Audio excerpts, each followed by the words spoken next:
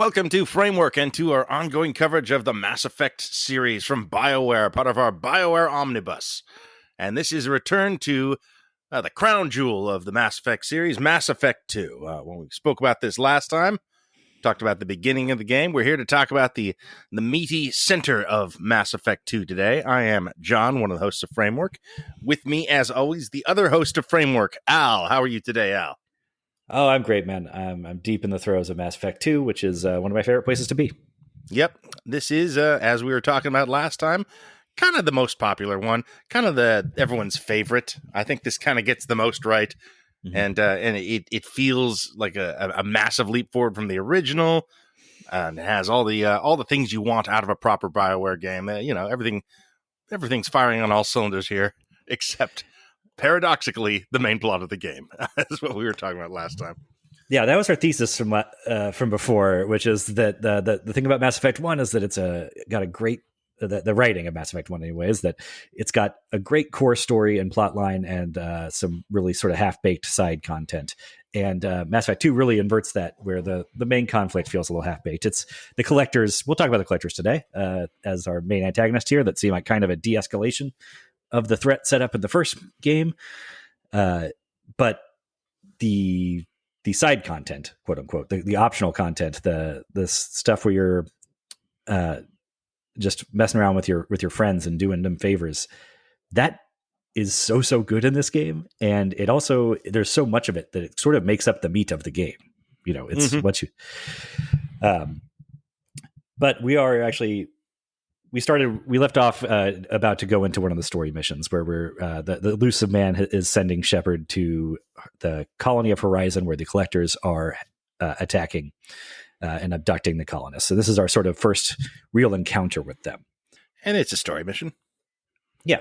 Yeah. There's a couple of story missions here that I, even having played, I've now done doing 2 playthroughs of this. I played Horizon twice fairly recently. And the Collector ship mission that we'll maybe talk about next time, I don't know, twice recently. And I can't really remember what you learn on each one that is distinct from the other one. Well, the Horizon mission, I mean, this is where you see the Collectors for the first time. You interact with them, you fight them for the first time. So you're kind of, just like, oh, look at these guys. They're big bug guys. Mm-hmm. Oh, okay. This is their MO. You see the swarm in action for the first time here, which are these sort of giant hornets that come out of their ships and just, swarm the colony. And when they paralyze bite people, they paralyze them, and it's creepy. That's, and then that, allows them to be picked up and placed onto the ships, collected by these bug creatures, which is, as far as this game goes, that there's horrible, frightening things that happen to you throughout Mass Effect, but this is right up there with the what's it, the dragon teeth and the being turned into a husk by the Reapers or the Geth. There's some horrible fates that get doled out in Mass Effect, and this is among them. Yeah. But we meet the Harbinger, the Collector leader, sure. and of course, I like the idea that these are a little light on the ground in Mass Effect, sort of recurring enemies. Like it was odd, Mass Effect 1, how they had a sort of like celebrity voice for Matriarch Benezia, who was this like sort of big second in command bad guy, the other big bad guy thing. And you encounter her once in the entire game. Mm-hmm. And it's kind of over before it starts, it feels like. And that is something that feels a little lacking here. So Harbinger can like jump from body to body of the Collectors. He can turn them into sort of a mini boss, but also like talk to you a little bit. I mean, really, he just talks a lot of shit, and it's a lot of repetitive shit. Yeah, kind of robot-y sounding dude. Yeah. I mean, I like the voice, just the audio style of it. Assuming direct control. Yeah. It's not far off of Sovereign. It's not a very big reveal at the end when they're like, oh, Harbinger's actually a Reaper intelligence that's been controlling the Collectors. It's like, oh, yeah, no shit. Like, kind of. Yeah. Did you not pay attention to the audioscape of his voice?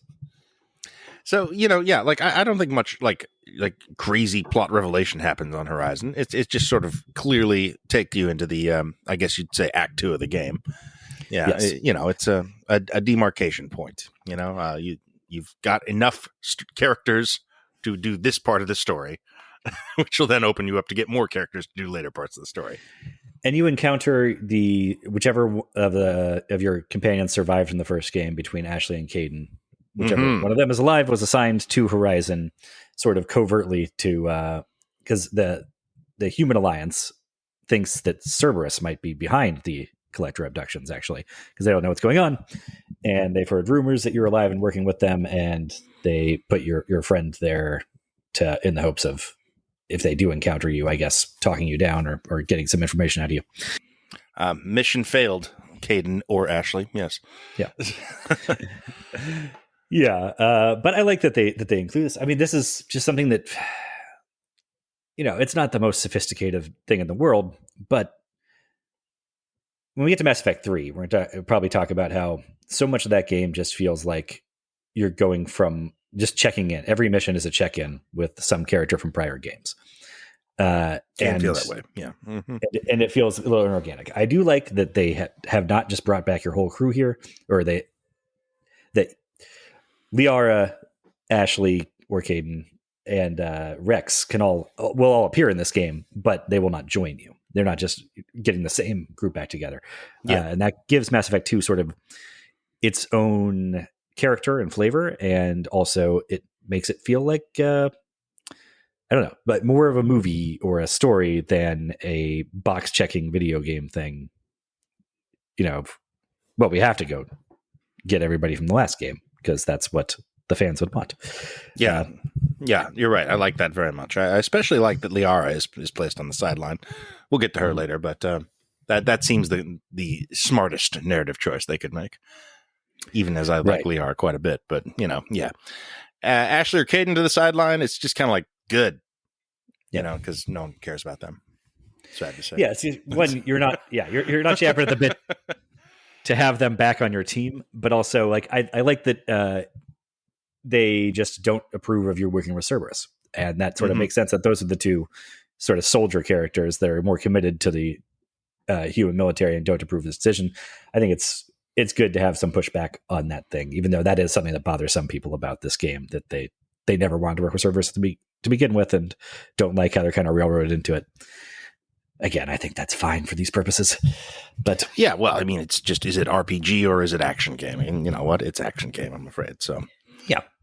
But it's some of both. Like, it's some of both, but there is a narrative we're following here. Yeah, whether you like it or not. Yeah. Mm-hmm. In the Mass Effect universe, it is a slur to call an Asari a pureblood. And that's sort of the way I think about genres. Like, there's no... I don't think there's no extra bonus to be gained for being an official pureblood RPG. Not inherently. I mean, some people would prefer it. Sure, I've found that despite what I might have like initially thought about myself, I don't. That is not something I require, and oftentimes I think it makes it harder to make a good game out of that. It's maybe technology we haven't really had until even just recently that you can even actually do that sort of thing in a video game. And, the jury is not in as to how successful that can be or how complete that can be. No, I think the trend over the last 15 to 20 years as technology has gotten better, I think, is pure RPGs are not that much in vogue, but RPG elements have started filtering their way into other genres. Very much so. And I do enjoy that a great deal because I'm familiar with those elements, but having them sort of put in a more accessible, just less like nobody wants the inventory system from Mass Effect 1 back. Right. We like some freaks do. Some weirdos are just like, no. I want to just spend hours poring over that thing. But yes, the proverbial sickos are out there. Sorry. But no. It's there's definitely people that think that no, Mass Effect peaked with the original game. Everything after that is compromised action bullshit. And that's fair. I don't know. I couldn't disagree more, but it is true that it became more of an action game, streamlined in that way. I think, to the better. But it's not going to be for everyone. Obviously, okay. The point is well, made. Okay, and I thought that we would leave this for next time, but maybe we just jump straight from Horizon to the next story mission, which is when you board the collector ship. Yeah, sure. Because that is a thing. There's an element to both of those that I want to talk about that is sort of similar in terms of story. So once you complete so many missions after Horizon, the elusive man will come on the horn with you and say, "Hey, we found the collector ship. It got into a fight with a Turian ship, I think, and it was disabled, and so now it's just lying there, and we can go board it and find out, get some more intel on the collectors." Collector ships, for context, are like several magnitudes of scope larger than any other ships in this game. It's looks like a skyscraper on its side. Appears to be half made of like boulders, perhaps. It's not entirely clear. Yeah, I'm not in love with the rock design of the collector ship and their weapon. I think they're meant to look subterranean and beetle-like. It's sort of like a hive. It looks like a hive, an underground hive, I guess. Yeah, I guess maybe it's supposed to look sort of like a wasp's nest. Yeah, but it looks ugly, and I don't like it, and I'm not supposed to like them. But I don't know about that. But the thing about both Horizon and the thing is that there's a reveal partway through that, the elusive man sort of like knew more than he was telling us and sent us in here as sort of a trap.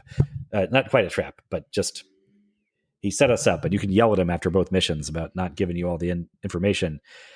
And I think this is just kind of a pointless flourish to put on story-wise, like having him be behind these story missions, like pulling the strings.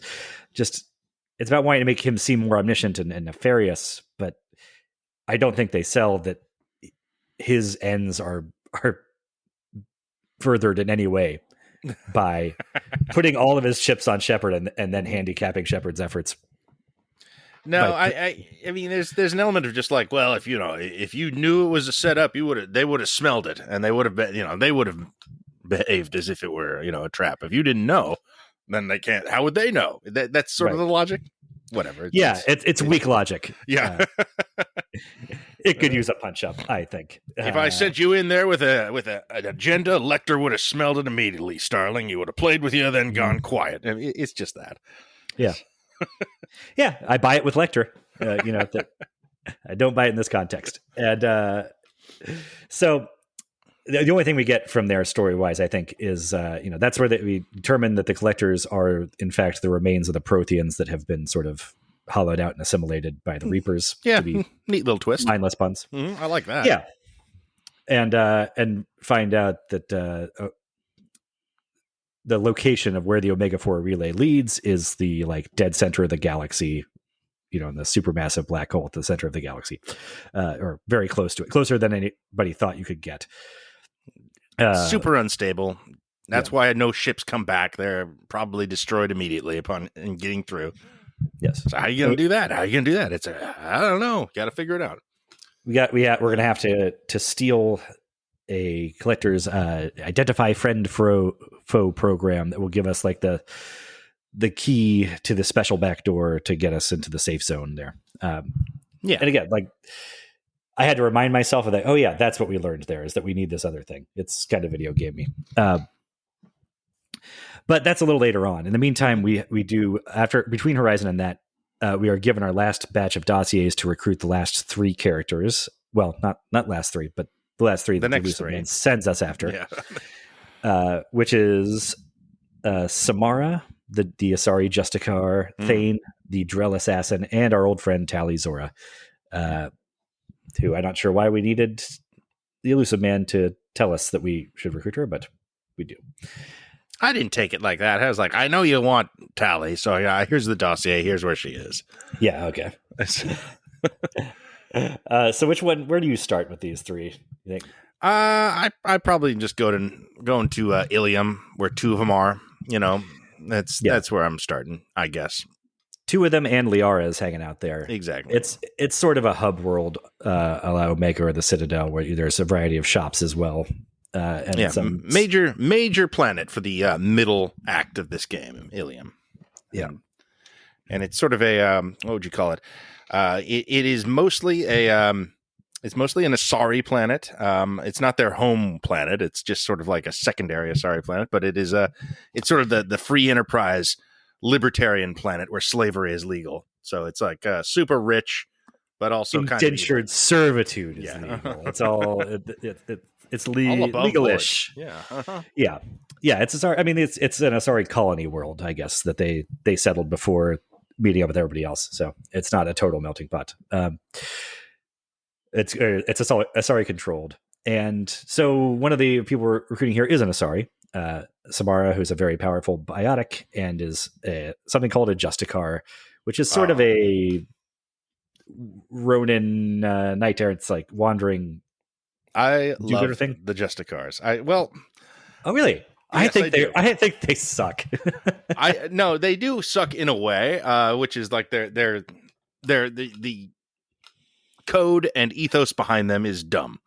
It is absolutely, but I love that they're there. I think it is fantastic world building that they have sort of knight errant figures, but just sort of refracted through another culture, or another alien race's sort of history and what they're about and their morality and their lifespans. You know, it's cool. It's like, well, what is the Asari version of a cowboy or a samurai or whatever? And well, I think of it. It's a Justicar. In role-playing terms, I think of it as the Asari version, the Mass Effect-ified version of a paladin. Yeah. But it's playing with the idea that they're like, I mean, think about paladins in the Dungeons and Dragons lore is that they have these very strict moral codes they have to stick to, and if you stray even slightly, then you could be cast out or whatever. And this is playing with the idea that what if that makes you kind of psychotic to be that committed to it's great, even to truth, justice, and the Asari way. Yeah, she's kind of a source of fear. Everyone's a little bit scared of her. Yeah. It's great. And there's also it's a really good sequence. Her recruiting mission, I think, is really strong because it's not entirely based around her. She is a presence in a police procedural that is already going on, and sort of involves her glancingly. But just because of the size of what a Justicar is culturally, she just sort of overwhelms the whole thing. And you kind of got to just like, okay, let's solve this before Samara has to murder everybody. And that's really fun, ticking clock on it. But this is the thing. I like the ideas sort of at play there. And I even kind of like the germ of the idea that, I mean, the problem that I have with it is that the Justicars are given like actual legal rights. When it's a little too, how are they different than Spectres? I mean, it's Asari Spectres. Yeah, it's too close to the Spectres. Okay, that already don't hold up to the best scrutiny. I mean, I guess it's 00 agents, but the fact that they have like overt licenses to do, they have diplomatic immunity to do whatever, and the Justicars have the exact same thing within Asari society, but it's more religious than legal. It's a different thing. And I like that it's sort of vestigial. It's a thing that there's only a couple of them running around still. And I wish there was a little more done with that. The idea it's there, but that as far as like, yeah, this is really a thing. Like they're sort of like Civil War reenactors, except we still give them full diplomatic immunity, allow them to kill people. And that's like, it's good. I like this. I like how when you talk to other Asari about it, it's just like, oh yeah, when I was a kid, I wanted to be a Justicar. Yeah, not nowadays though they're kind of just a pain in the ass when you see them. Yeah, yeah, and I don't know. I guess it just doesn't quite sell that enough that they still have these like complete carte blanche to do whatever they want, up to and including homicide. Well, there are a very few of them. I get the sense, like there, it feels like there's a dozen or something. They never really nailed down a number, but a low number, and they are just sort of these wandering samurai cops. Yes. If you will, there's maybe there's only a dozen of them across a very, very, very wide, broad amount of space. So okay, maybe you could sell this to me. Her making, because I was wondering, for the TV version, like, does Samara even make the cut? Do we need her? Arguable. I think I would put her in there though. I think they're just cool, and I think that they enhance the world building of the show. If you have characters like this and ancient orders like this, and she's a one-off character, and you want to have Ardath Yakshis in there too. We'll get to them, but you want to have that segment. some of the best stuff in the game. Is it? I don't. Samara to me is the weak spot of the game. I think she's my least favorite companion character. Really? I think she's the most expendable, especially in, like I said, it's nice sort of flavoring and world building in a show version, but it's the one that gets cut first. Even Jacob, I think I see more of a use for in the show context than I do with Samara. Thane Krios? You keeping Thane Krios over Samara? Oh yeah, because he's just so fucking cool. Okay. All right. We gotta like figure out how to fight for Samara here. Okay. Well, should we do we jump over to Thane then? Sure, let's do Thane. Yeah, he's also on Ilium. Yeah. Yes, he is a soulful assassin with a terminal illness who's on his like one last mission to try and sort of redeem himself, even though he's not that penitent about all the he's like not really. He stands by all the assassinations he's done. The cool thing about him, is that he is a Drell, which is a new type of alien we didn't see in the first game. Who were rare, sort of. Yes, they're nearly went extinct. They were like planet was going to kill them off. There was an ecological disaster, and the Hanhar, the big stupid religious jellyfish, saved a handful of them at least. They share a planet with the Hanhar. Yes. Yeah. But so they're sort of they look to themselves as being culturally indebted to the Hanhar, and so he and a handful of others sort of offer themselves up to be the SEAL team for the Hanhars that can't operate physically very very effectively in outer space because they're a water-based species. So they're the dry land arm of the Hanhar, and he's just the coolest fucking dude ever. I mean, not that he's like edgelord cool exactly. He's very calm and collected and kind of spiritual. Yeah, he's a world weary assassin. He's dare I say sort of a Michael Mann protagonist. Yeah, a little bit. A little bit of the Mass Effect characters. He's the most Michael Mann. Yeah, but he has a spiritual side to him. He's or even a religious side, which is he's more Scorsese there. Maybe, but Scorsese's guys are not hyper competent. Like this, and he'd be more haunted too. He would have more guilt over his assassinations for sure.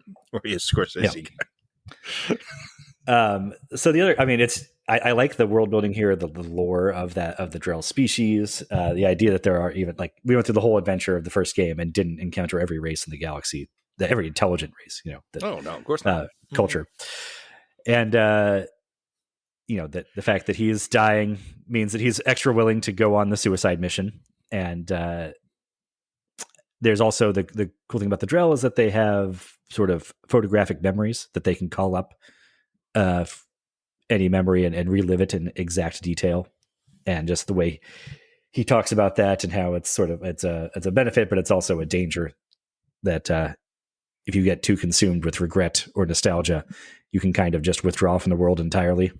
Yeah. Again, none of this is stuff that wouldn't necessarily make it to a show version either, but except that it's just cool, flavor around the edges, and it's a very cool character to get. He's our ninja assassin. Come on, we want one of them around. I kind of thought Samara was the ninja assassin. I guess. She's not a ninja. She's kind of a ninja. Well, she's, I guess, more of a samurai. She's a mage by class. Sure. But I don't know. They're both assassins. After a fashion, I guess he's more of an explicit assassin, as in he will take money to go kill somebody for you. That's so. I guess he is technically more of an assassin. Yes. Yes. She's a wandering do-gooder, or at least what she imagines to be good. She's not an assassin so much as just a mass murderer. She's great. Okay. So yeah, these are the folks you meet on Ilium, and they're all fun. I'm pretending I'm more of a Samara fan than a Thane fan, I guess, for the context of this conversation. But they're both good, they're both exciting, and they both kind of move the world forward, and they're fun to learn about and talk to and get their perspective on things. Like every character in this game, for the most part, these are part of the excellent ensemble of Mass Effect 2. I like them both. Yeah. Mm-hmm. And and also on Ilium is Liara, who you can go visit. Yes. She has become an information broker, sort of an underworld, not quite crime boss, but edging into that territory. Basically, while Shepard was dead, she was going into becoming a kind of a spy master, which is a bit of a swerve for that character that was a research scientist. But you also kind of buy, given the events of the first game, Exactly. that she shifted course. Yeah, that the events of Mass Effect 1 changed her life, and now she's more worldly and is using her connections and her intelligence to become, a spy master. It's cool. It's a great evolution for Liara. The thing I like about it that is actually kind of subtly done is the way that she is this kind of hard ass that intimidates other people now, except when Shepard shows up and she reverts a little bit with Shepard specifically. Yes, a little bit, like you can tell her catching herself and putting up a wall again mid conversation. It's good writing. It's good stuff. Yeah, and it's a little. If you romanced her in the first game, the walls feel a little like extra try hard. Like, yes, like, are we really do? Mm-hmm. Particularly because when Ashley Arcaden reprimands you about like, well, it's been 2 years that you were dead. Do you expect me to be just waiting around hoping you're going to magically come back to life? Well, but for Liara, she's like, it's 2 years. So much has changed. I'm like, don't you live to be 900 years old? Like, isn't that like me being like, well, baby, you were out of town for 2 whole weeks. And well, she's kind of like a teenager in Asari years. That's true. she can be flighty. She can be young. She's still in the first stage of her Asari-hood. What do they call it? All right. I'm resold. But in the base game, you don't do too much with her. I mean, you talk to her, you do a little side mission for her. She doesn't give you that much to go on. And then, but there's also the biggest and best DLC pack is built around going and doing a big thing with her. So we'll talk about that next time. Right now, we're going to try and finish out our team and then talk about all their loyalty missions, of which there are about a dozen. Yep. Plenty of those. But before we get to those, the last recruitment mission. I don't know. Are we doing Kasumi and what's his ass? Are we doing those, or is that DLC? We'll talk about them because they have loyalty missions. So yeah. Okay. Cool. I guess one thing: do we have any? Assuming everybody makes it into the show, do we have any casting choices for Samara and or Thane?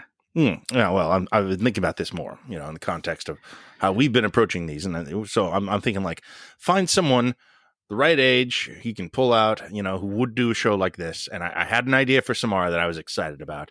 Tell me what you think of this. Marguerite Monroe from Wet Hot American Summer. Okay. I can see that. Yeah. I think she has the cool stuff to make that work. And it's been a while since I've seen her. She is still working.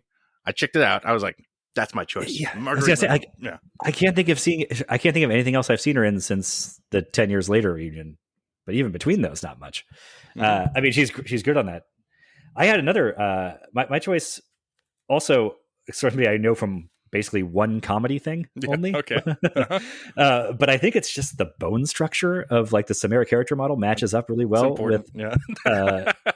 It's not important at all. It doesn't need to look like. This actually need to look like character, but it drew it to my mind. Asari have a look. They do. They do. Yeah, but Samara's extra angular in her bone structure, and it called to mind Cassidy Freeman. Do you know that name? I know you know this actress because she plays Jesse Gemstone's wife on Amber Gemstone on the Righteous Gemstones. Okay, the red-haired lady. I love her. Yeah, I love her. So sure, you can definitely put her in it, and I'm excited. So yeah, she's great. She's great. She's kind of from nowhere. Good on that show. Yeah, and that whole ensemble. Ah, damn. Yeah, no, I like that. I like that we got comedy people. I think that's fun and interesting. But somehow, yeah, we took different routes. It's not a funny character. I mean, well, I guess there's a little bit of comedy just in how self-serious Samara is, but it's not really a comic character. Yeah. There's a little Drax comedy to be found there, but not so much because she's not stupid the way Drax is. Right. Yeah. Mm-hmm. But she's just kind of literal the way he is. And then Thane, I think I don't think you could get Matthew Rhys to play that much of a side character on this. Yeah. But it'd be cool if you could. I had a similar one, Hugh Dancy. Yeah. Yeah. Just because I hadn't seen him in a while, I was like, well, maybe he'd be down. I don't know. Okay. My backup for somebody I think would be gettable for something like that is Hamish Linklater. Oh, yeah. Mm-hmm. Well, I mean, if he'll do it, yes, absolutely. Yeah. Mm-hmm. Terrific actor. The thing's a little bit of a tough one because it is not a super important central character, but is prominent. He's going to like show up a lot, and there's a lot of prosthetics probably involved. Yeah, which make that a pretty big pain in the ass to actually play. This would be a prosthetic character rather than mocap. You know, like Asaris and Drills. That's prosthetics. Turian, right. You got a mocap, which is easier in a way for an actor. I feel like, but it does have potential to be a very cool breakout character that people would love. The guy. I mean, I almost think of him in terms of Richard Harrow from Boardwalk Empire.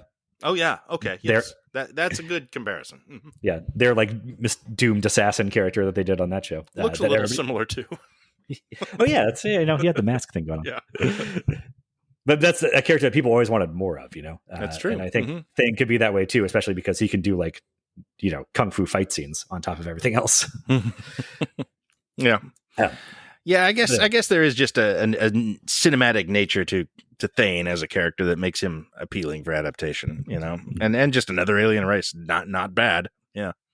Yeah, I would hate to lose the Drell entirely. Mm-hmm. And we don't necessarily need Samara to have the Asari still present is, I guess, part of my thinking. But anyway, let's jump over to Tally.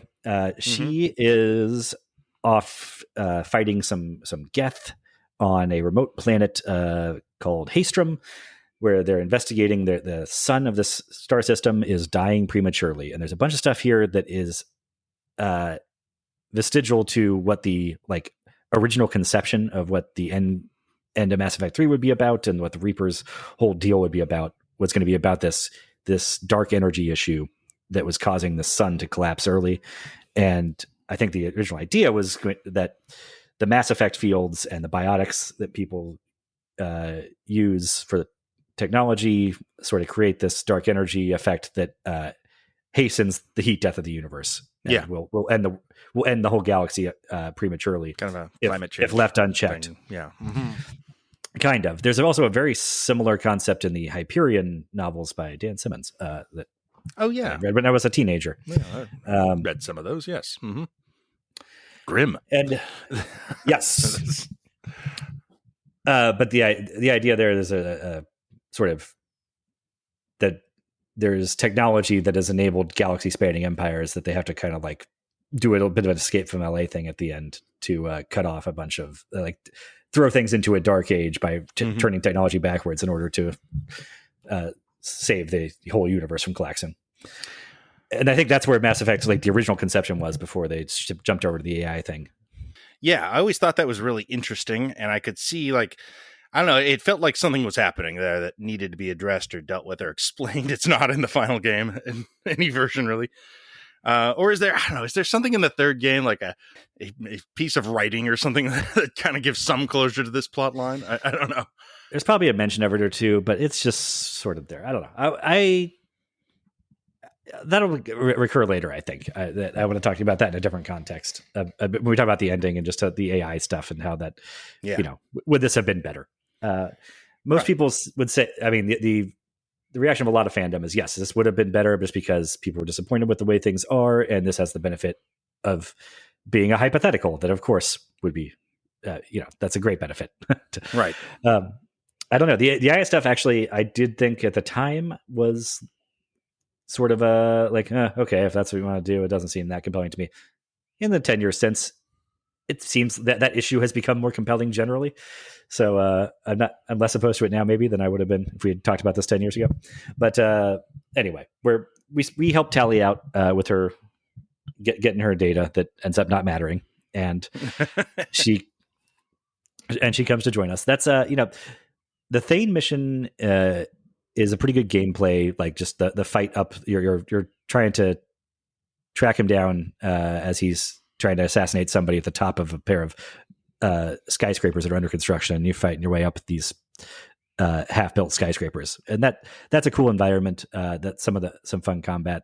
The environment on Haystrom, such because the sun is going nuts early. It's the thing where you have to stay in the shadows, or else your shields get fried by the direct sunlight, and that's just a cool sort of unique environment. I mean, we mentioned this last time, but just the level design of all these missions is so much more fussed over, and they're all unique.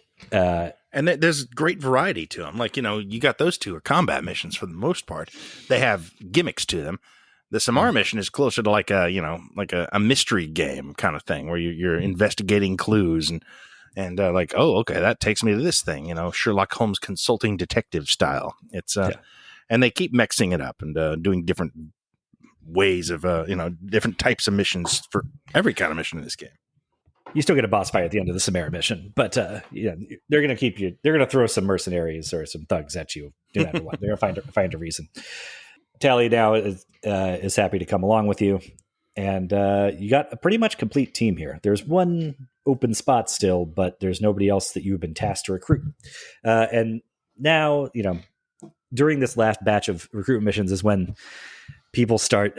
You start getting a lot of Zoom meeting requests from HR, and your squad mates all start having personal issues that only Shepard can help them with, and it's a little robotic that way. The contrivance of it's hard to miss. Yeah, but it's also like you don't want it any other way. I mean, you want to do a thing for each of them. Yeah, you don't want there to be somebody who doesn't have one, and you don't want them to be things that they resolve on their own. I mean, when you're doing on TV, there will probably be some of these loyalty missions that can be resolved without Shepard. Yeah, probably. I don't know. I mean, it's interesting how you will do a lot of these on TV. There's a lot of things that would have to change and or just get cut out entirely in some cases, I would think. Yeah. And when we get to the end of the game, we'll talk about sort of big picture stuff like that, maybe in terms of how we would map out an adaptation. But for now, let's go through all the loyalty missions, and we can do a quick sort of thumbs up, thumbs down. Do you think this makes it onto a show? So I guess we start with the beginning. The first character we met was Jacob. The best thing about Jacob is his loyalty mission. Oh yeah. Like, this is the argument to have Jacob in the show at all, is this loyalty mission. Like, it's one of the coolest things. Now, I mean, it's an easy one to cut, I guess, theoretically, kill your darlings, all that. But man, I don't know. This is a great bit of the game, and I'd be remiss to lose this.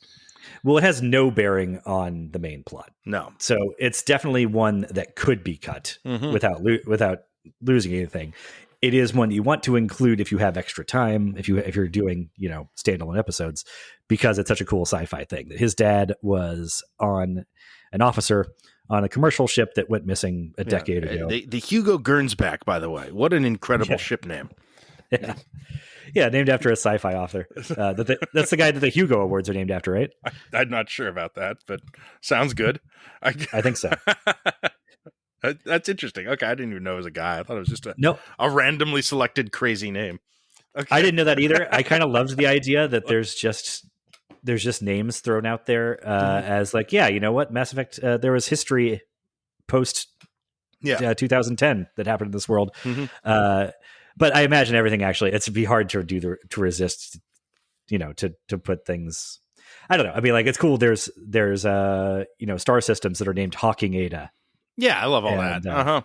And the Schwarzschild system and stuff that are like named after physicists and sci-fi authors even. But that's it's so anyway. His ship went down, crash landed on a remote planet, and they've been there for 10 years now.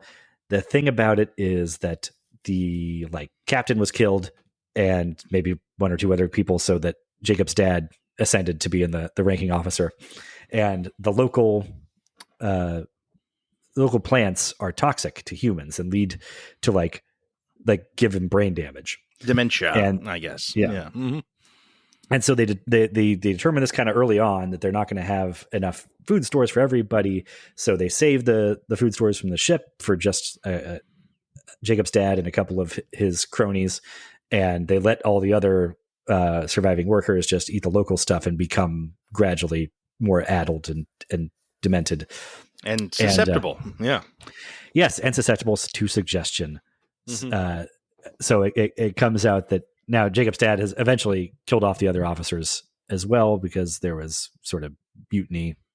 It goes a little bit Lord of the Flies, but also part of the unrest is that he has been gathering the brain damaged women of the crew to him as a harem, and it's some pretty dark shit. Yeah. Yeah, there's a little bit of Colonel Kurtz going on here. There's a little bit of, and he's also basically given all the women brain damage and made them into his harem in space. And it's Jacob's dad. And it's fantastic. It's a great thing to kind of find out, discover with Jacob. It's the darkest thing in the game, maybe. In the entire series, perhaps. Yeah. And it's and the way you handle it at the end can get very dark too. It's a really fucked up situation, and it kind of defines him going forward as just like, man, I'm really excited to go out there. We got to stop them collectors. Man, that was fucked up. Just, like every time you see Jacob after this mission, you're just like, oh, poor dude. Yeah. So yeah, you just kind of. He doesn't look. His character model doesn't look any different, but I just see a 1,000-yard stare. Yeah, out of his. He's got these big old buggy eyes that I just. No, I think every time I'm talking to him, I see him like end a sentence and then just like look off. Like, oh fuck. So here's my idea for adaptation with Jacob, because I do want this in here. I'm thinking you combine him and James from the third game. And you just be done with it. And, you got to manipulate things a little bit to get Jacob in James's position. But whatever. I don't think it's that difficult. It's probably less hard than having two distinct characters. I don't much care about James, but I think that the amalgam character, I don't know, it probably is equal parts of both of them. And I think Jacob pops a little bit more as a character. So I think you just make him both those guys. I think we can talk about that when we get to James and 3. Fair enough. My pitch for him would basically be that he's. I think somebody the crew needs to take the loss before we get to the suicide mission. Okay. In the show that's worthwhile. Mm-hmm. So that there's some sense of stakes and danger to the gathering up and loyalty mission sections of the seasons, and then I think there's something else we can do with him. Well, basically, I think my pitch for him would be. He dies in one of the earlier missions before we get to the suicide run on the show. And then he resurfaces as the Kai Lang figure in 3.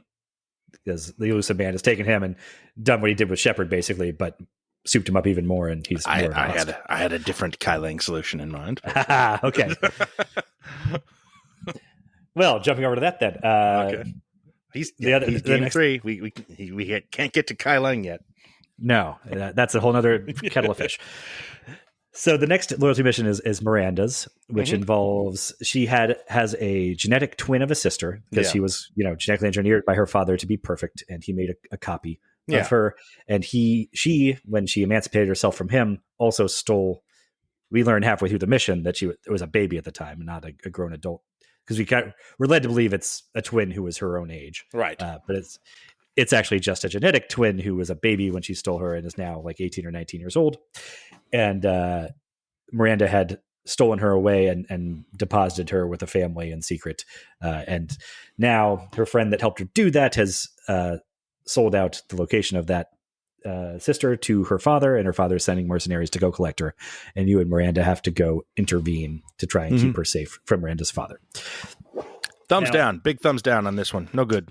Oh yeah, no, it doesn't make the cut. No, this is more shootouts in warehouses, amongst shipping crates and machinery. There's nothing unique about the gameplay of this one. It's fine, but it's just sort of convoluted in a way that doesn't help. All of Miranda's daddy stuff, I think, in this. Well, I have a solution for that too for adaptation. But is the elusive man her father? Yes, the elusive man's her father. Of course. Yeah, of course. It solves every problem. It's much better. I would agree. I think I agree. And it almost seemed like they were headed for that reveal at certain points, like, or like Mhm. maybe there was a version of the scripting of this game where that was going to be the thing, and then they almost scrubbed all of it out, but it still seems like we're kind of leaning that direction occasionally, but in a vague way. Yeah, Anyway. it feels like they came close and gave up, or for some reason it screwed something else for them that I couldn't even articulate how. But yeah, I mean, it first off, it gives you the benefit of having her kind of like her drama with her father plays out in real time during the course of the show and the events of the series, which is infinitely superior to it's all happened already, and we're just kind of in the aftermath poking at each other.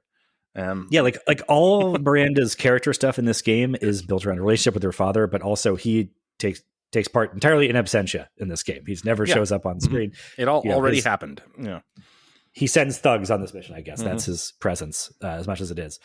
My gripe with this in gameplay terms, and this so the Jacob situation is just so fucked up that it sort of like stands as great. But the problem with some of the loyalty missions is, I mean, one, you definitely see the seams of every loyalty mission has to have. I mean, it's cool that every loyalty mission has a twist in it at some point. It's never exactly what you think you're getting into. Although, like the twist in Thanes, for example, is like, but wait, what do we think was happening here? But the problem with it is because it's Mass Effect, because it is ostensibly a role playing game, and the conceit is that your decisions matter, shape everything. Every mission has to contrive a way to resolve in a sort of binary choice that can be made by Shepard, and not so much that the person who is most directly concerned with this issue will defer to Shepard no matter what. And that some of those are more convincing than others. It's probably least convincing in Legion's case, and maybe most in Garrus's, perhaps. But the other thing about it is, I wish that there were more ways to fail the loyalty missions, because with both Jacob and Miranda, you get to decide how you resolve it. Do you kill this person? Do you not kill this person? Do you let Jacob's father kill himself? Do you send him to jail? Whatever. But you feed him to the mad denizens of the planet. That's what I like doing. Right. Yeah. But none of those result in Jacob not being loyal to you afterwards. That's the thing. Once you complete the loyalty mission, that character is loyal, and that will have gameplay implications and story implications in the finale. But with Miranda's especially, it's like I tried this 2 different ways and made the 2 different choices, and either way, she seemed equally satisfied with it and was equally loyal to me afterwards. The majority of the missions are like that. There's a few where you can screw it up for them, and they're not loyal. Thanes is like that. Zaid's is like that. Zaid's is the only one where I feel like I made a role-playing decision and he just disagreed with it and therefore was not loyal. Yeah, I mean, it's pretty explicit in that case. You're just like, I don't care about loyalty. We're going to save those people. But even that, okay, we'll talk about Zaid next as a way of getting into this. So Zaid's thing is that he founded one of the big mercenary groups in the galaxy that you're always shooting it up with, the Blue Suns. And he was betrayed by his partner, who shot him in the face and left him for dead. And now he wants you to help him track down that partner and kill him. Great. This is right in our wheelhouse. We can do this stuff. You get there.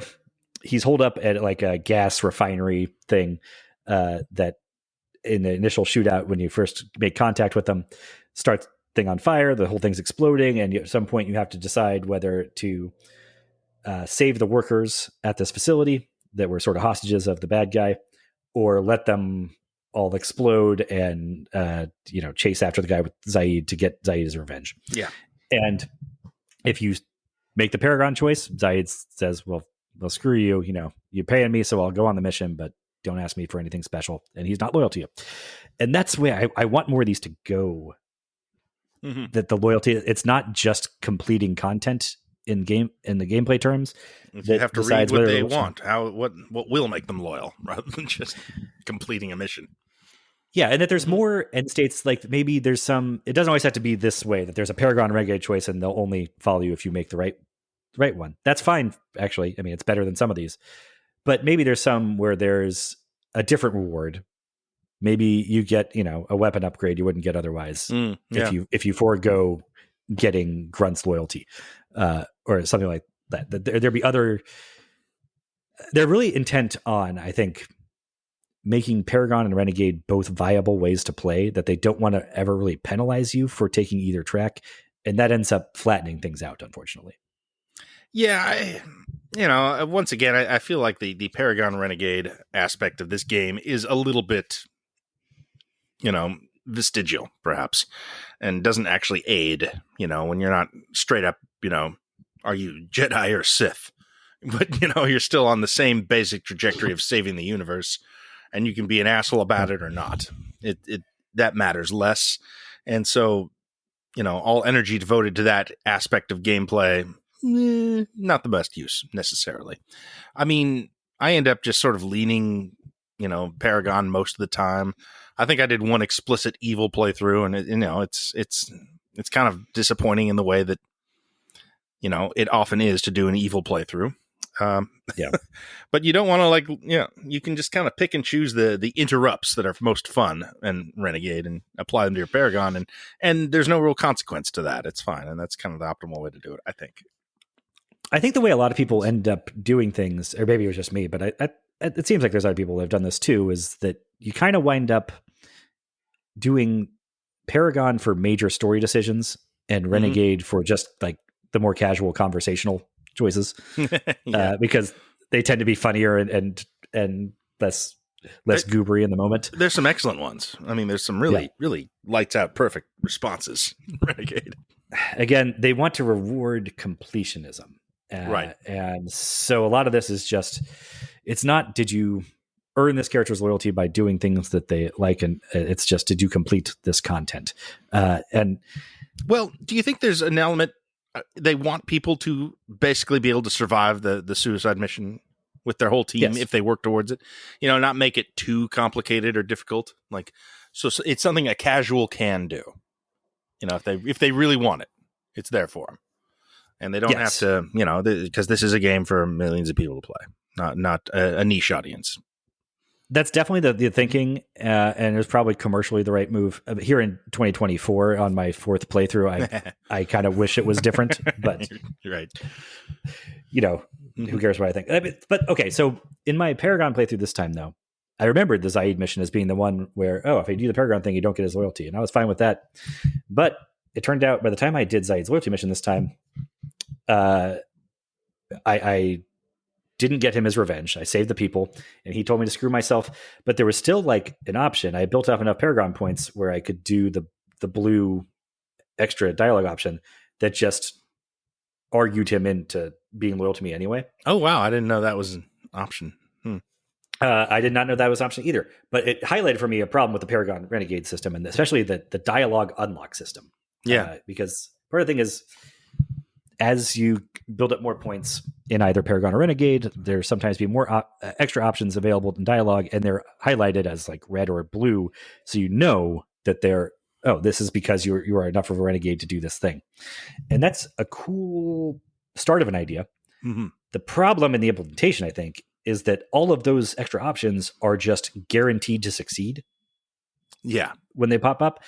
So when I kind of like, right. Mm-hmm. Yeah, but I don't, I once one pops up, I stop thinking about other options because, there's a win button I can press here to get the thing with no consequence.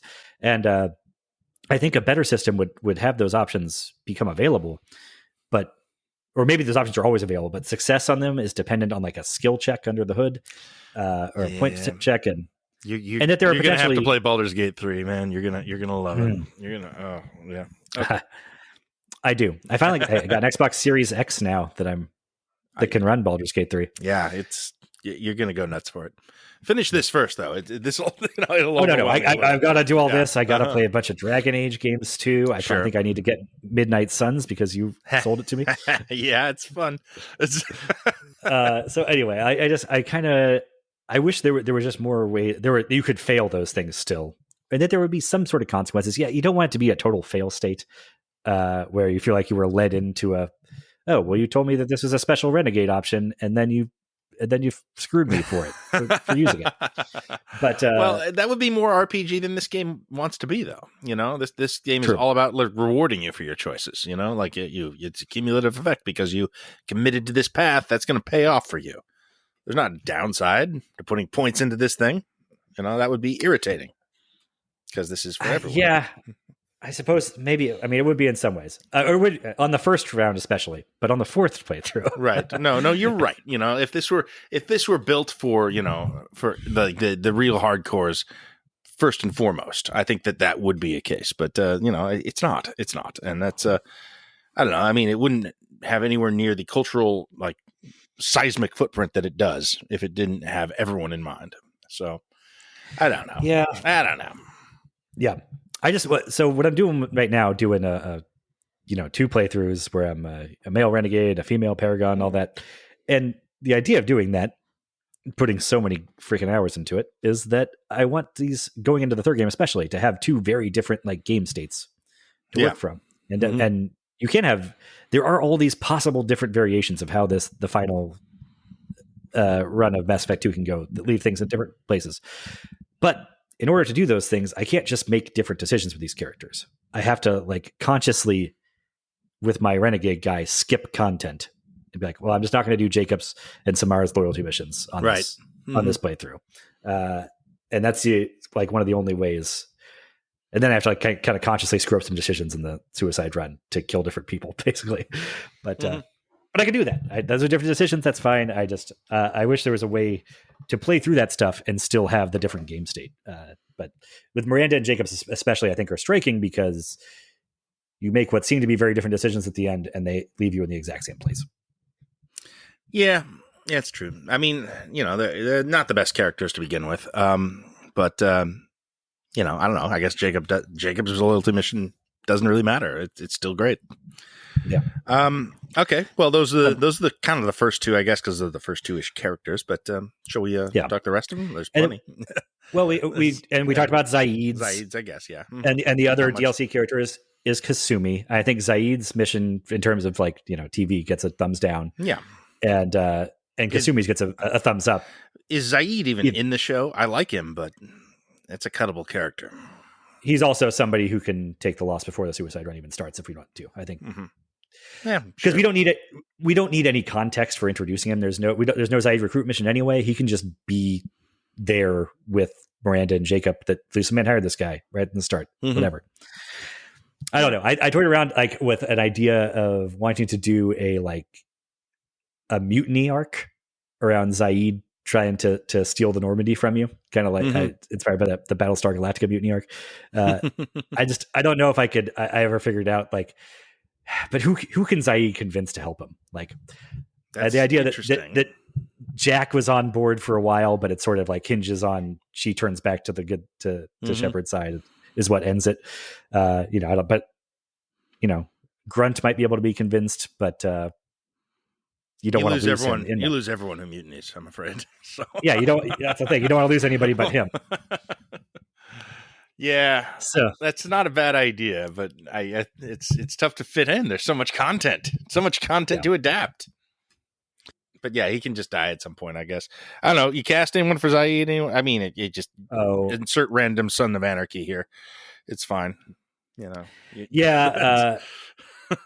I mean, if you could, again, it's if you could pull off getting Boyd Holbrook, great. He'd be fun. Especially if he's not around. Can you get? I guess Bokeem Woodbine's already in the Halo series, I think, right? He is, yeah. Mm-hmm. So that's the nearest competitor here, I think, in terms of aesthetic. So probably not going to do it. No, it doesn't matter. Some grizzled old guy, Chibs, any of them. Yeah, that's fine. Chibs comes with his own scar. Exactly. Yeah. But Kasumi's loyalty mission. I think we want to include. It has no bearing on the overall story, but it's just a fun heist mission. Kasumi is interesting because she's pretty much the least interesting companion in the game, I think. But she's got this excellent loyalty mission. And one of the high points.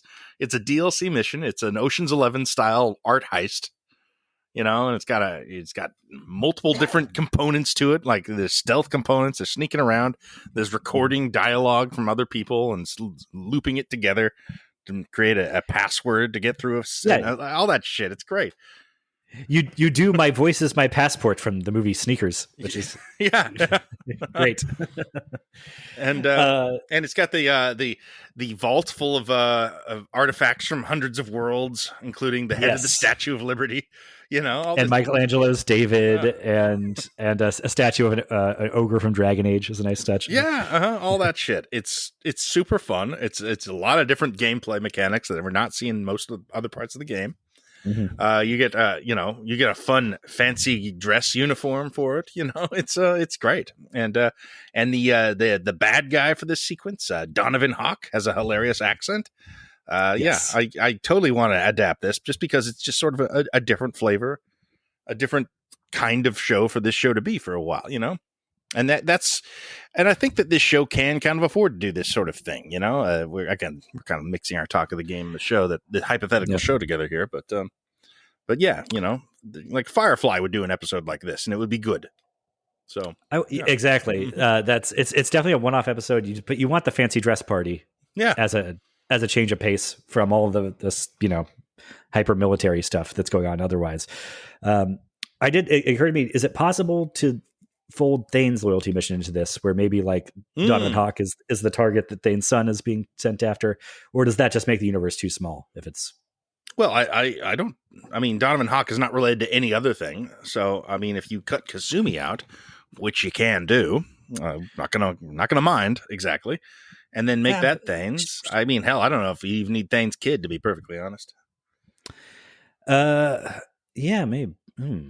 There's a lot of family drama, a lot of parent drama in this. Could this just be Thane's recruitment mission? Sure. Yeah. I'm down for that. And maybe Kasumi's not even like on your radar. She's not on your team, but Thane and Kasumi, like you're trying to find Thane, but he's already clashing with Kasumi because they're both trying to crash this party for conflicting reasons. And you have to sort of broker a peace. Like maybe we can all get what we want here, and just have Hawk take the loss. You know what? I like this idea all of a sudden. Mm-hmm. But maybe we should talk about Thane's loyalty mission as it exists, though. Sure. Which is that his son he's estranged from. Eventually, he tried to retire from assassinating. Yes, and somebody sent somebody to kill him as you do to retiring assassins, because it always goes well. And they killed his wife instead of him by mistake, as always happens. He's the goddamn killer, isn't it? It's just the killer. See, it's the killer. It's the born supremacy. It's Yeah. But that's all off screen before this game starts. But he left and then when he went to go do his version of the killer. Yeah. He left his son, and his son is now a teenager and trying to trade on his father's name to become an assassin himself. And you have to go to the Citadel and sort of interfere with this potential assassin mission and try and save him from going to jail or getting himself killed. I don't enjoy playing this one much, but it's kind of good in a lot of ways. There's some neat things about it. They're doing the interrogation. Oh no, wait, that's the Garrus one, isn't it?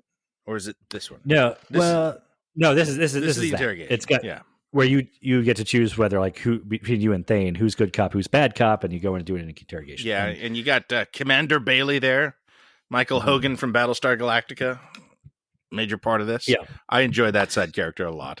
Yeah, clearly the developers do too. Yeah, there's a lot of him. Yes. Again, does this make it into the show? I don't know. It feels. I don't know. I kind of think Thane has enough going on. I mean, I confused it with the Garrus one. Maybe we just use some of this shit to goose up the Garrus side mission a little bit. Yeah, so Garrus, I mean, they're both on the Citadel. Yeah. Both loyalty missions. Garrus is, as we mentioned before, it's when he had his group on Omega that he was running. One of them betrayed them and got everybody but Garrus killed. And so he finds some hideout in the Citadel, and you go with Garrus to hunt him down and kill him. And you can convince him to spare the guy if you want. I don't think maybe he'll do that, but I use that as an example of one of the good versions of this. It's actually somewhat convincing, more convincing anyway, that Shepard has this type of sway over Garrus. Yeah. Specifically because of the nature of their relationship. Mm-hmm. Garrus looks up to Shepard so much and is commanding officer and can just barely be held back from doing this thing. And the guy is like authentically kind of like, yeah, you can go ahead and kill me. Like my life's ruined already. I made the biggest mistake ever, and I'll never live it down. Yeah. So it kind of just part of the reason why it's more convincing if you go that route is because Garrus can be made to see like, yeah, well, he kind of took all the fun out of this, sort of Bud from Kill Bill thing. That said, it's kind of also just like, okay, just kill him. Yeah, just kill the guy. Yeah, just kill him. It's fine. And it's also the ludonarrative dissonance thing. Like, how many guys have we killed already at this point in the game? Several hundred people have met their end in Mass Effect 2 because I shot them. So, Yeah, but there's an enemy combatant thing. They all shoot. Every one of those Greedos shot first. Sure. Versus setting up a sniper rifle shot in a public place. Yeah, but he's no better a guy than any of them. Oh no, you're not wrong at all. That's definitely a thing, but it's not unique to Mass Effect. No, of course the whole not. idea of course not. Like yes, I know we've killed a lot of people in all of our gunfights, Murtaugh, but don't become an executioner now.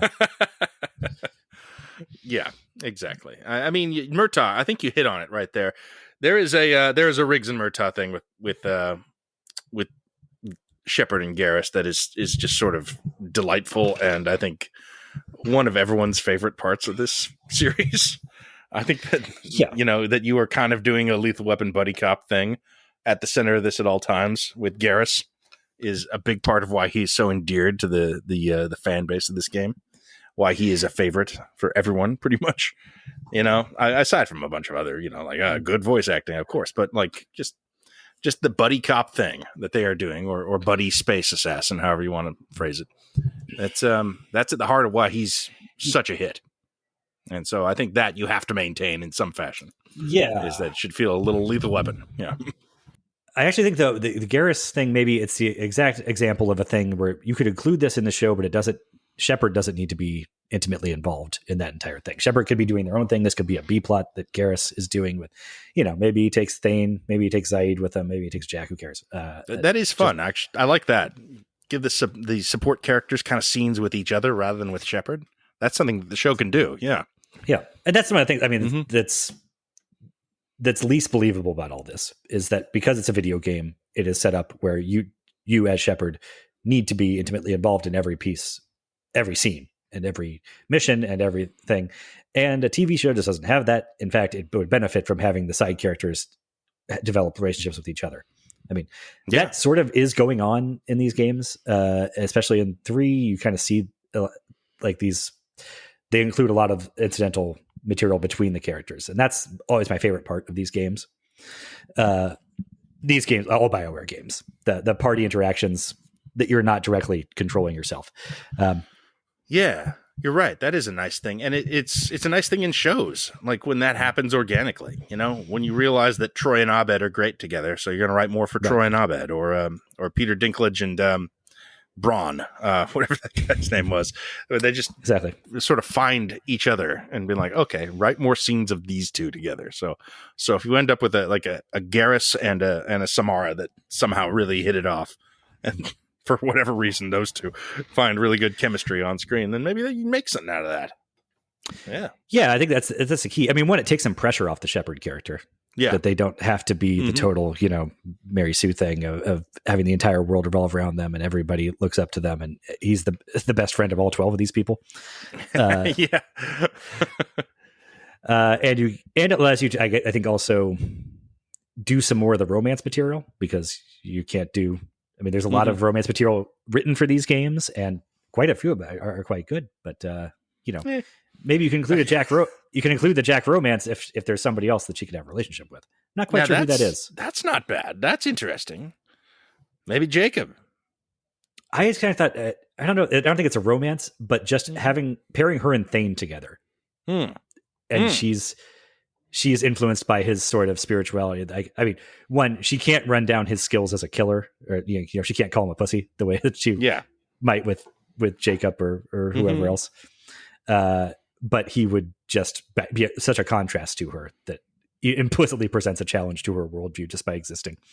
I like this very much as an idea, a way of kind of building out the ensemble and making it less all Shepherd all the time. That seems like what good shows do, and seems like something that this would be uniquely positioned to. But I hadn't really even considered that. Yeah, that could be a huge part of the show. Well, and like another example of that would be Jack's loyalty mission is one that Shepherd doesn't need to go along for, No, but somebody could go along with her, because it's one where it definitely like in gameplay turns, yeah, they throw some enemies in here. Like, sure, there's a band of mercenaries that are trying to loot this facility. She wants to go to the place, the defunct Cerberus science facility where she was kidnapped and experimented on and tortured as a kid, and then she violently broke out of. And it's been a wreck since then, but she wants to go there and put a bomb in it and blow it completely to hell as a way of finding closure. And so they contrived a way for you to do some fighting when you're in there, but really it's just a tour of her house of horrors that she grew up in. Yeah. Very Nebula, very Guardians, as we were saying. Very but also, much so. I love the twist that, like, she actually had it better than the other kids who were just basically being fed to her. That's a neat thing for her to now have to sort of reckon with.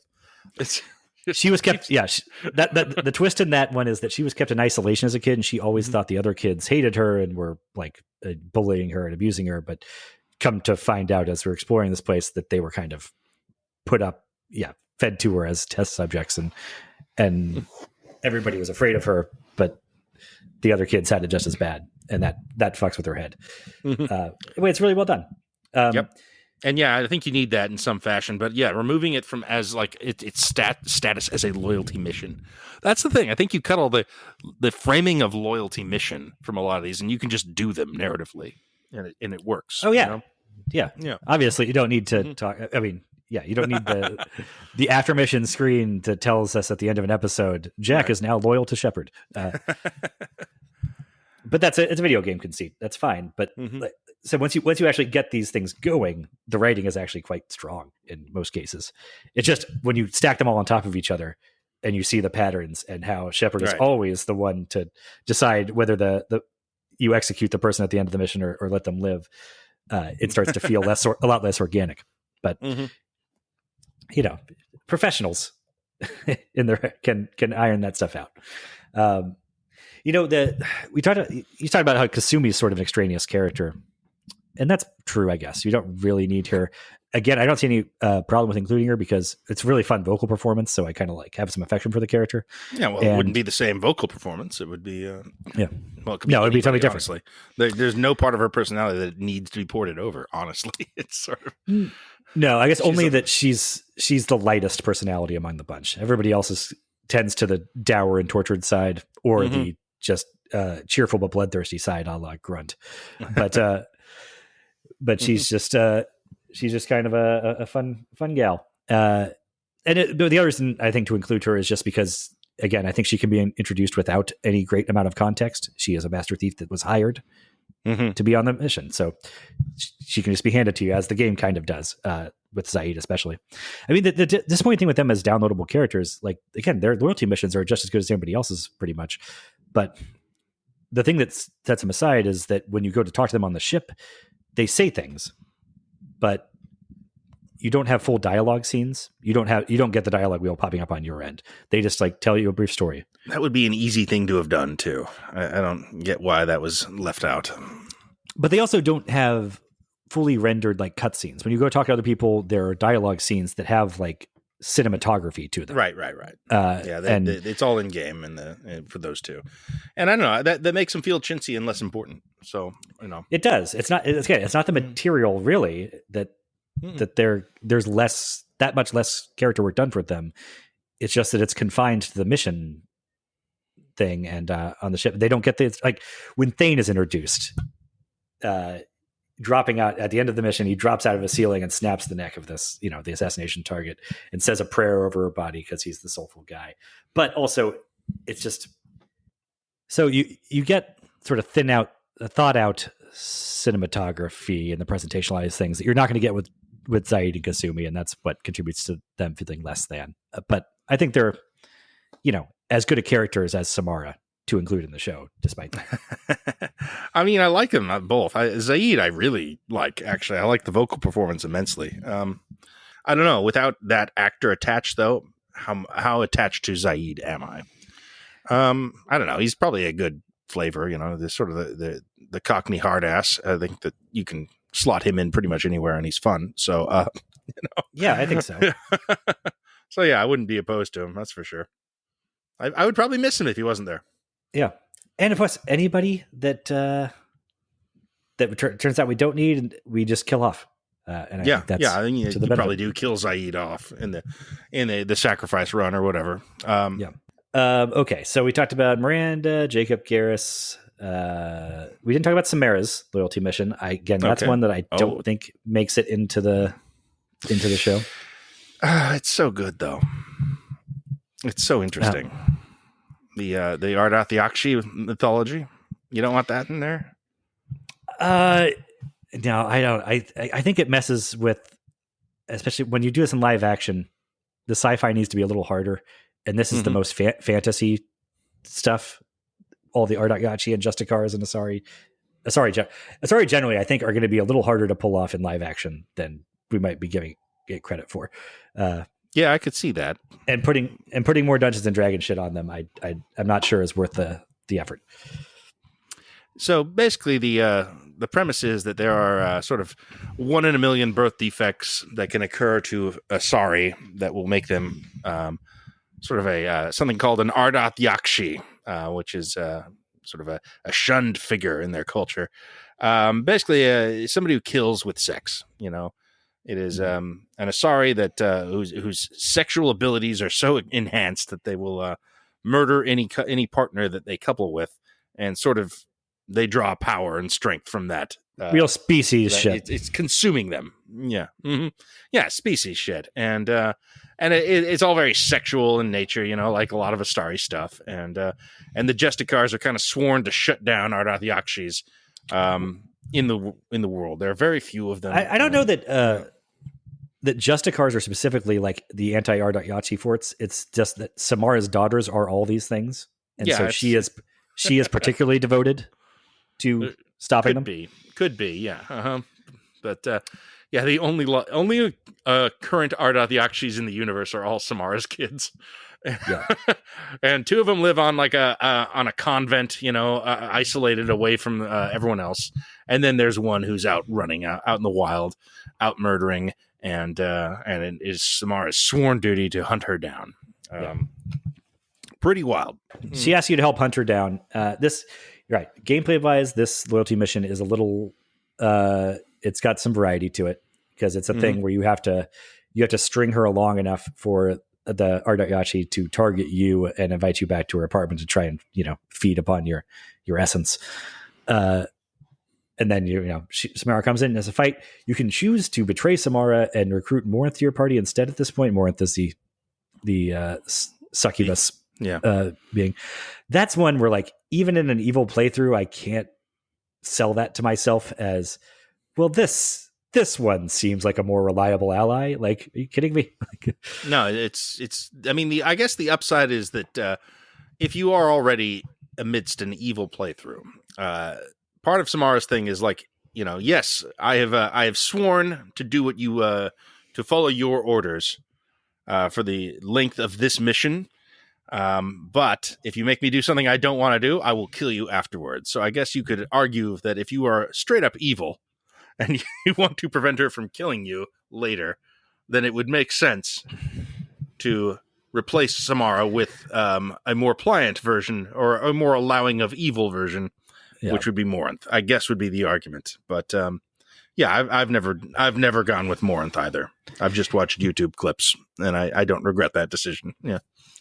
Yeah, I mean, something that's kind of cool here. Samara is a character that, at least in the initial release of Mass Effect 2, was not romanceable at all. Yeah.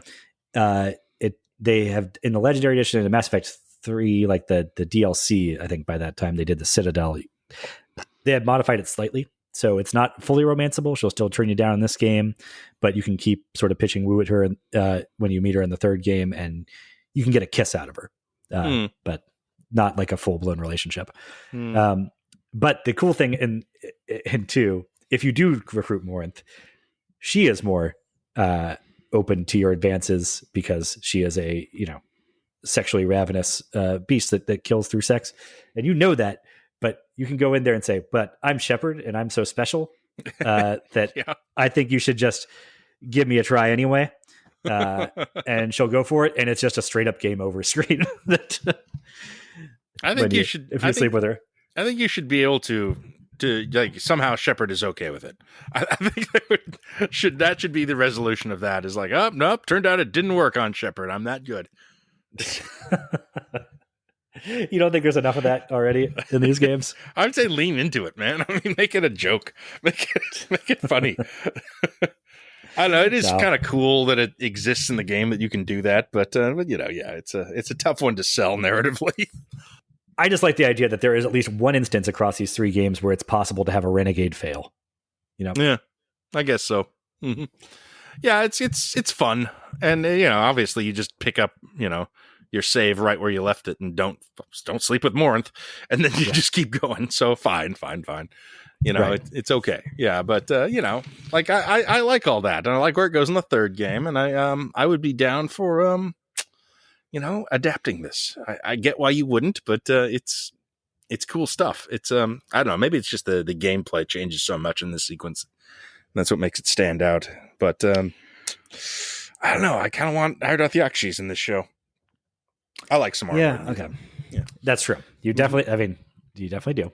Mm-hmm. All right, so we've read so far, we say Miranda's mission does not make it in. No, not even. Samara's maybe, probably not.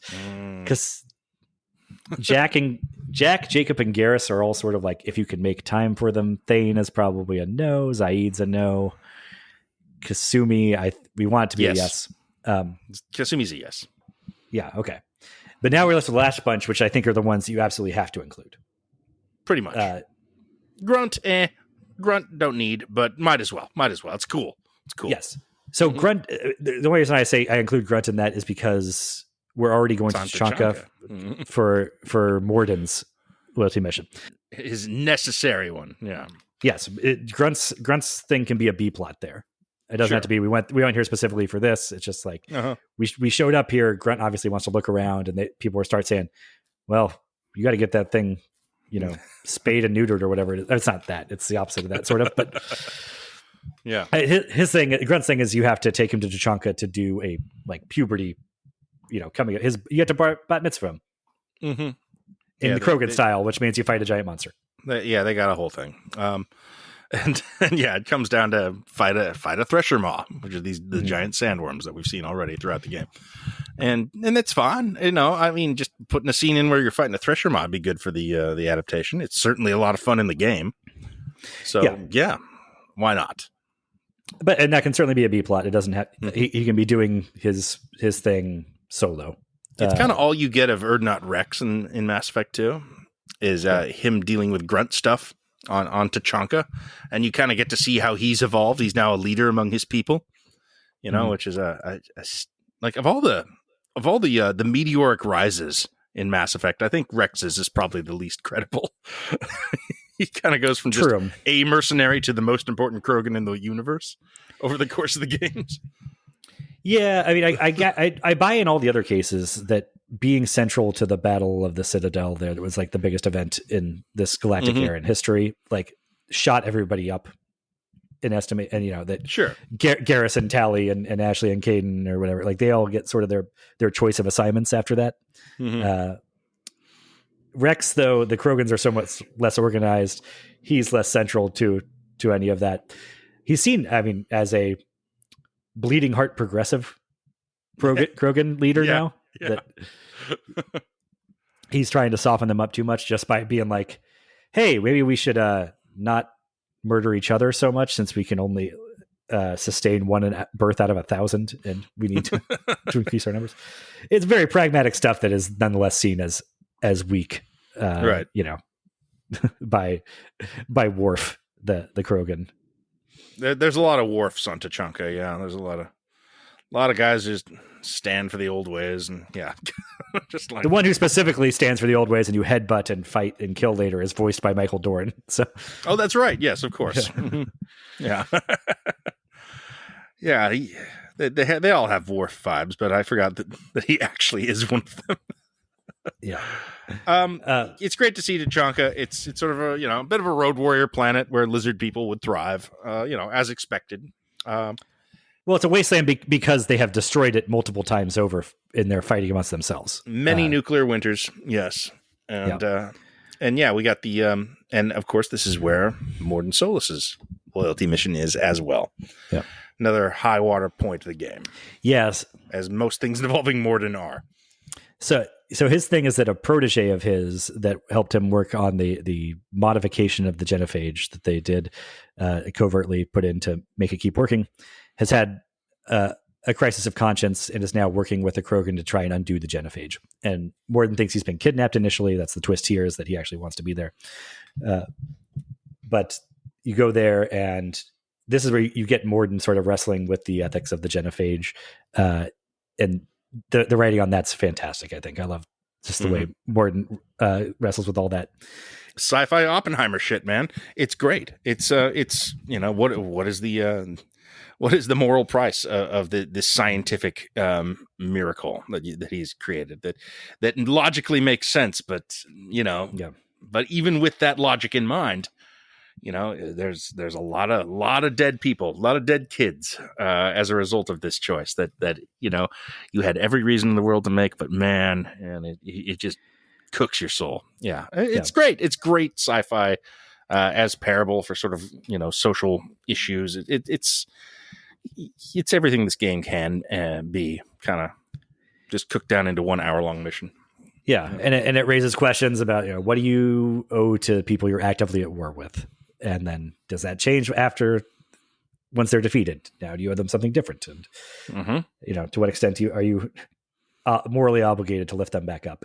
And again, it's all complicated by the Krogan being genuinely barbaric and they're not.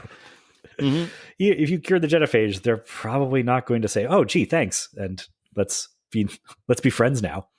I like that they don't make it that cut and dried by making the Krogan too cuddly. We all kind of love the Krogan anyway.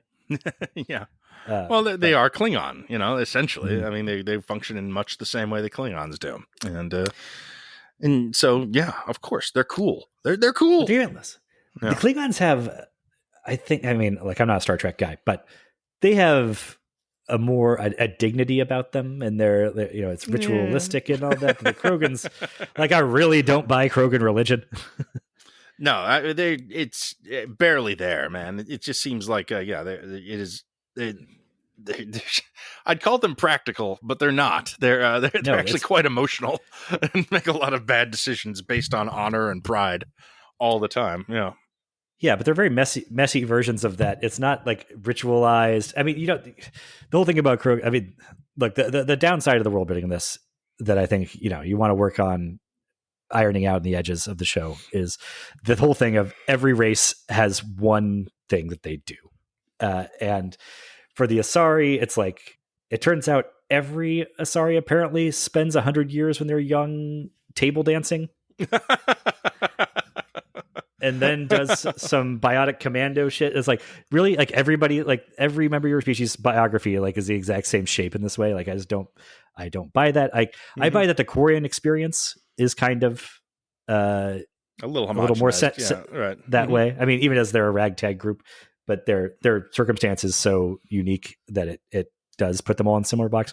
The idea that every Krogan or 70% of them are all mercenaries that spend a lot of time killing each other for money that they don't really care about anyway, and it doesn't hold that much water to me. When you try and go to Tachanka and see an actual society that it's don't you need some farmers and some doctors somewhere? Well, you do get to meet Krogan scientists and shit like that. You do eventually. It's fun. Yeah. It's just wow, look at you guys, look what you're up to here. Look at the crazy little shit you got up in your lap. It's fun. And when you meet their shaman, I don't really buy their religion as much as I do the Klingon religion that they seem more actually committed to. The shaman's fun though, because I love his little interaction with Grunt. It's your job is awful. It's indeed. All that shit is fun. Yeah. They're having a little fun with it on Tachanka. That's all. Oh no, yeah, Tachanka's a fun place. I mean, It's ugly to look at. It's not. I don't love the design of it that much, but I mean, it is supposed to be a ruined, nuclear winter. This is easy, obvious stuff to include in the show too. You're definitely doing a Tachanka episode. Yeah, we want to see this. Yeah, and we need the Morden stuff. Yeah, for that character is going to be central. It's going to set up some stuff for Mass Effect 3, and as long as we're here, we're not going to come here and not do the grunt stuff. So that stuff's in. The other loyalty mission that has to be in is Tali. Yes, it's so good. Tali's mission is great. Where she gets a notice that she has been charged with treason by the migrant fleet and is ordered to come back and stand trial. And you have to go back there. And as this is something that one of the contrivances to keep Shepard central that works the best, I think. I agree. That because of the Quarian culture that they live on this flotilla of every ship they can scavenge, and they live on the ships. As Tali's captain, you are a central figure there and are appointed to be her legal advocate as well. And I just buy that in Quarian culture in a way that I don't buy every nuance of Krogan culture. And even the thing that they have sort of, you step onto the ship and they greet her as Tali Zora Naraya Vas Normandy, when she's always been Naraya Vas Nima.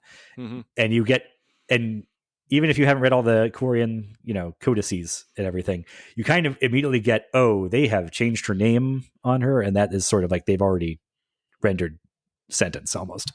But it's also a great moment when you realize, their names are the last part of their name is the ship that they are on. And it's because that's how their society is arranged right now, because they're a flotilla with no home planet. It's cool. Even if you didn't understand that naming convention going into the conversation, as soon as you hear that, the penny drops, and you get so much out of it. Like this is so anyway, she's been sending deactivated pieces of Geth back to her father to perform research on, so they can try and get some edge on the Geth and try and seize their homeworld back from the Geth that drove them out into exile. And of course, Dr. Frankenstein stuff. The Geth came alive, took over the ship, and killed everybody on it. And now the Geth have this one ship that you have to go and clear out for them to get evidence of what her father was doing and try and clear his name and Tali's name.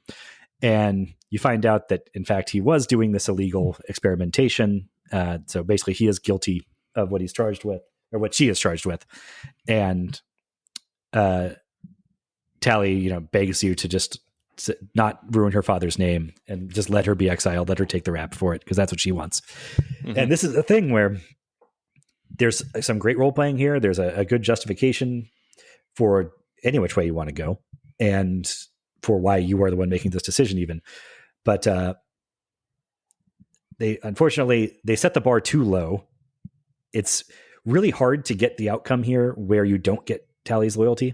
You have to very deliberately choose to go against her wishes, and then also not take the automatic win options, which again, the threshold for those is just a little too low, I think.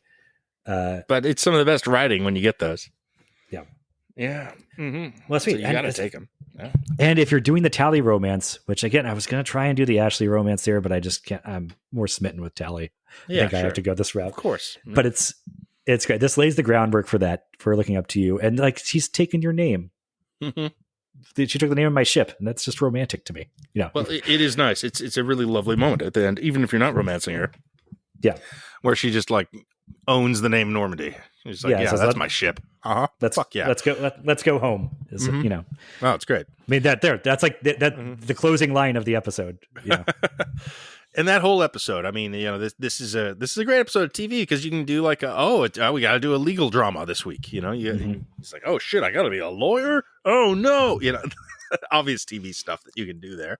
And I like going into the sort of the Geth ship, and it's sort of haunted feeling to it. As you're walking the halls of this thing, it's a fantastic segment. It's kind of stands out in Mass Effect 2 because it's really the only serious Quarian time you get. There's some Geth stuff coming up with Legion, but even that, I feel like this is the best example of it in 2. And it's sort of one of the main plot lines, one of the major strands of this narrative is the Geth Quarian conflict. And it's probably least represented in the second game, but it also might be the best representation it gets in this sequence. It's fantastic. Yeah, and the Quarians really, I mean, this whole game has got great voice acting, but they really bring out the heavy hitters to do the Quarian like court. Yeah. All the judges on that. You got the great Shora Agdashlu from The Expanse, who's just got this incredible, smoky, deep voice. And you've got several Dragon Age alumni. You've got the guy who does the voice of Logain, the Claudia Black, who does the voice of Morrigan, and I gather is on some others like Sci-Fi Channel shows that I haven't seen. But I just recognize them. Say, hey, it's my Dragon Age buddies. Yeah, Adam Baldwin's there too. Yeah, and Adam Baldwin's there. Great voice, actually. Great guy, and for doing this character. Oh, great guy for 100 reasons. Yeah, well, he's good, man. The thing is, he's really good. Adam Baldwin. Yeah. He's there in one of my playthroughs. He's not in the other because I got him killed on Haystrom. Oh, that's cool. Yeah, he has a whole story and that takes place in the third game as like correspondences. It's just you're reading up on what he's up to if he survives. He never actually shows up again. Yeah. That's something we haven't talked about. Reading your email in this game is actually pretty great. Oh, you get a lot of really, really well written, good characterization stuff that comes in this sort of form of missiles that way. The Tally's mission, absolutely 100% in. And the other one that has to go in is Legion's loyalty mission, but we haven't gotten to Legion yet because that's the last guy. And you recruit him during a story mission, which is where we'll pick up next time. Yeah. Oh, so yes, we'll get to Legion next time. One last thing we should talk about today. While we're here at the big mid chunk of the game, how much time do you spend scanning planets for minerals? Just two more than I should. I can't stop doing it. I don't. Multiple playthroughs. I got to do them all. I got to scan all these goddamn planets. I don't know why. I have 400,000 palladium banked. And I know that the upgrades I'm using it for cost like 3,000 a pop. Like I have enough for 10 playthroughs, but there's like an ASMR quality to it, I think. Yep. Something about it. It's weirdly soothing.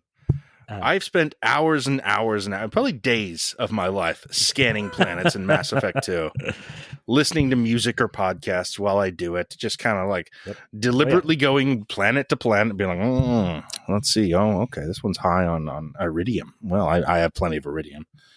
Well, still better clear it up while I'm here. No sense in waiting. What if I need more iridium later? And, and you're always looking for the EZO because it's rarer. Exactly. Yeah. That's the problem. If it was just so, there's 3 like things you can get that you get way more than you need of palladium and iridium and the other one. And if it was just that, it'd be fine. But element 0 is harder to come by. So even when I have my cups overfloweth, I still want to run up my EZO meter a little higher because you can use that sort of. You're going to run out of things to use palladium on very quickly. And it's going to be totally useless. But you can always spend EZO to swap out your like bonus ability. And so theoretically, I could use that an infinite number of times in any given playthrough.